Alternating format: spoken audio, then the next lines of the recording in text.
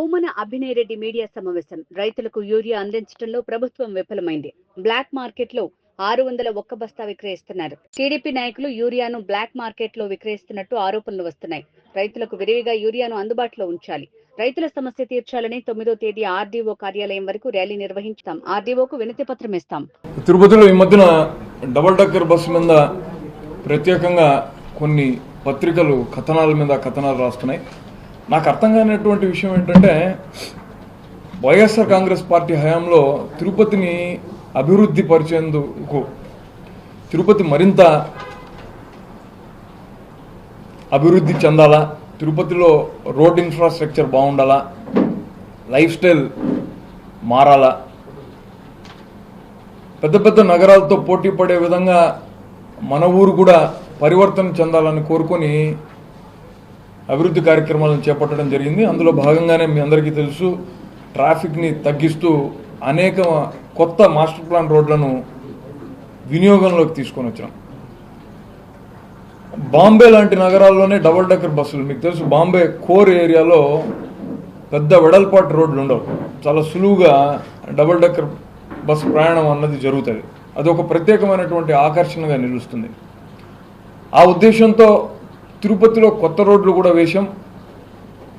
ఫ్రీగా తిరుపతిలో ఉన్నటువంటి వాళ్ళు, విద్యార్థులు కానీ, మహిళలు కానీ, పెద్దవాళ్ళు కానీ, మొత్తం నగరంలో ఒక మూల నుంచి మరో మూలకు ఏసీ బస్సులో ప్రయాణం చేయగలిగేటటువంటి సౌకర్యాన్ని డబుల్ డెక్కర్ బస్సు రూపంలో కల్పిస్తే, కూటమి ప్రభుత్వం వచ్చిన వెంటనే జూన్ గుర్తుండి 10వ తారీఖు వరకు కూడా బస్సు తిరిగింది రోడ్డు మీద. వీళ్ళు గెలిచిన వెంటనే బస్సును మూలకు పడేశారు. తమాషగా వైజాగ్లో కొన్ని బస్సులని చంద్రబాబు నాయుడు గారు ప్రారంభించారు, లోకేష్ గారు ప్రారంభించారు. వారు ప్రారంభించిన తర్వాత అదేదో ఎక్కడా జరగనటువంటి విషయంగా, వీళ్ళు మాత్రమే అభివృద్ధి కామకులుగా ప్రచారం చేస్తూ కొన్ని పత్రికలు వాళ్ళని పొగుడుతూ రాశారు. మమ్మల్ని మీరు పొగడకపోయినా పర్లేదు, కనీసం ప్రజలకు వాస్తవాలు తెలియజేయండి. ఈ బస్సును మూలకు పెట్టింది ఎవరు? మీ ప్రభుత్వమా, మా ప్రభుత్వమా? అక్కడ వైజాగ్లో తిరగలిగేటటువంటి బస్సులు తిరుపతిలో ఎందుకు తిరగలేకపోతున్నాయి అంటే, ఈ బస్సును తెప్పించిన తర్వాత తిరుపతిలో తిప్పకుండా ఏమన్నా ఉంచామా? ప్రతి వీధులను బస్సు తిరిగిందే. అసలు గ్రూప్ థియేటర్స్ లాంటి ప్రాంతంలో ఆటో రిక్షాలు పోవడానికే ఇబ్బందిగా ఉండేటటువంటి పరిస్థితిని కాస్త తప్పించి డబుల్ డెక్కర్ బస్సునే తిప్పగలిగేంత విస్తీర్ణం ఆ రోడ్లను చేయగలిగినప్పుడు, బస్సు తిరగగలిగినప్పుడు మీరెందుకు కుంటి సాకులతో దాన్ని మూలన పడేశారు? మంత్రి గారిని అడిగితే, ఆ కన్సర్న్ డిపార్ట్మెంట్ మంత్రి గారిని అడిగితే, అసలు నాకు ఈ బస్సు సంగతే తెలియదని అంటున్నారు. మీకెందుకు అంత కక్ష? స్థానికంగా ఉన్నటువంటి జనసేన నాయకులు కావచ్చు, టీడీపీ నాయకులు కావచ్చు, మీరు ఆర్భాటంగా ఎన్నికల్లో మహిళలకు ఉచిత బస్సు అని ఒక పథకాన్ని ప్రవేశపెట్టారు. మేము ఎన్నికల కంటే మునుపు మహిళలకే కాకుండా అన్ని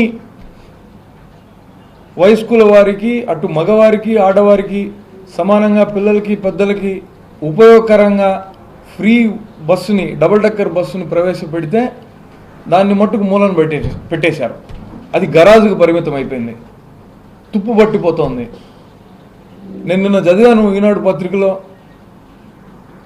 టీటీడీ వాళ్ళని అడిగినాం, జూన్ అడిగినాం, లేదంటే ఆర్టీసీ వాళ్ళని అడిగినాం, ఎవరు ముందుకు రావట్లేదని అంటున్నారు. మీరెందుకు తిప్పలేకపోతున్నారు? అసలు మున్సిపల్ కార్పొరేషన్ నడుపుతోంది. అది మున్సిపల్ కార్పొరేషన్ ట్రాన్స్పోర్ట్ను, పబ్లిక్ ట్రాన్స్పోర్ట్ను చూడకూడదు అన్నటువంటి ఇది ఎక్కడా లేదే. చాలా నగరాల్లో కార్పొరేషనే పబ్లిక్ ట్రాన్స్పోర్ట్కి సంబంధించినటువంటి వ్యవహారాన్ని అంతా చూస్తూ ఉంటుంది. తిరుపతిలో ఒక్క బస్సును నడపడానికి కూడా నగర నాయకత్వం ఇబ్బంది పడుతుందంటే, రేపు పొద్దున ఈ నగరాన్ని మేటి నగరంగా ఏం తీర్చిదిద్దుతారు? కొత్తగా వేయవలసినటువంటి రోడ్ల గురించి అసలు మాట్లాడరు. టీటీడీ నుంచి ఇప్పటికే 3 మాస్టర్ ప్లాన్ రోడ్లకు నిధులు కేటాయిస్తే దాని గురించి పట్టించుకోరు, చొరవ తీసుకోరు. పారిశుద్ధ్యం విషయం పూర్తిగా లోపించింది. దానిపైన మాట్లాడితే మేమందరం కూడా ఫీట్లు చేస్తున్నామని అంటారు. వాస్తవంగా తిరుపతిలో ఉన్నటువంటి పబ్లిక్ హెల్త్ వర్కర్ సంఖ్య ఎంత? 900 మంది. గ్రౌండ్లో ఎంతమంది పనిచేస్తున్నారు? మీకు తెలీదా నిజాలు? వాళ్ళు సరిపోరన్న ఉద్దేశంతోనే కదా టీటీడీ నుంచి అదనంగా 2500 మంది పారిశుద్ధ్య సిబ్బందిని తిరుపతికి వినియోగించుకోవాలనుకున్నాం. రాజకీయాలకు అతీతంగా మనమందరం ఉండేటటువంటి నగరంలో నగరాన్ని సుందరీకరించడంలో భాగంగా పారిశుద్ధ్య నిర్వహణ అన్నది అత్యంత ముఖ్యమైనటువంటి అంశం. దీంట్లో మనం ఎవరం కూడా రాజకీయాలు చూడకూడదు. నగరం అభివృద్ధి చెందితే నగరం నీట్గా ఉంటే మన నగరానికే మంచి పేరు వస్తుంది. అటువంటి విషయాల్లో కూడా అధికారంలో ఉన్నటువంటి నాయకులకు ఆ విషయాలు తలకెక్కకపోతే ఎలా? సమస్యలు ఇలానే ఉండాలా, రాజకీయాలు మాత్రమే చేయాలని అనుకుంటే రోజులు గడుస్తూ ఉంటాయి, తరాలు మారుతూ ఉంటాయి, నేతలు మారుతూ ఉంటారు, కానీ నగరం మాత్రం మారదు. దయచేసి ఇప్పటికన్నా మీరు నగరానికి ఉపయోగపడేటటువంటి అంశాల మీద అధిక ప్రాధాన్యతను దృష్టి పెట్టండి, ప్రాధాన్యతను ఇవ్వండి. బాధ్యతాయుతమైనటువంటి ప్రతిపక్షంగా మేము మీకు మా పూర్తి సహాయ సహకారాలు అందిస్తామని తెలియజేస్తున్నాను.